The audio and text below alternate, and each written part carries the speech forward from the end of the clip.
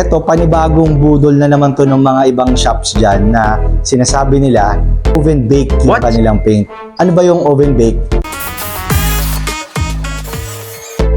What's up friends? May panibago na naman tayong mahiwagang tanong. Nung isang araw may nagtanong sa akin na client kung oven bake ba yung paint nyo. Eto, panibagong budol na naman to ng mga ibang shops dyan na sinasabi nila oven bake yung kanilang paint.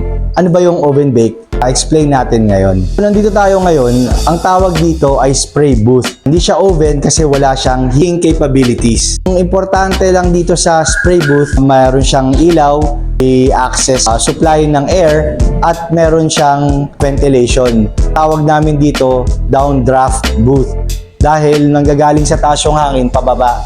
Sa taas meron siyang blower dyan para bumaba yung hangin, pababa yung hangin, at sa baba meron naman siyang exhaust dyan para higupin yung hangin. Spray booth ito dahil may enclosure siya, pero hindi siya necessarily oven.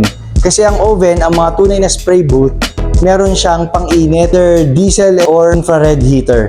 So yun yung oven bake.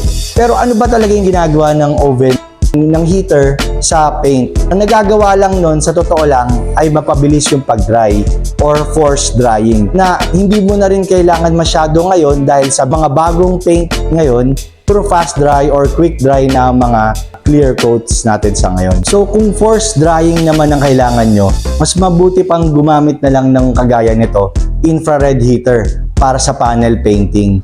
Dahil kagaya na sinabi ko, karamihan na ng mga paints ngayon ay fast dry or quick dry. Hindi mo na siya kailangan i-force dry. Naging contractor din kami sa mga dealers, and kahit sa kanila, hindi rin ginagamit yung oven dahil mabilis na nga matuyo ang mga paint ngayon. So next time na magpapapintura ka, pakitanong sa paint shop kung yung oven ba na sinasabi nila ay talagang oven or baka sinasabi lang nila yon para makonvince kayong magpagawa sa kanila. Hope you learned something today. Please like, share, and follow. Thank you.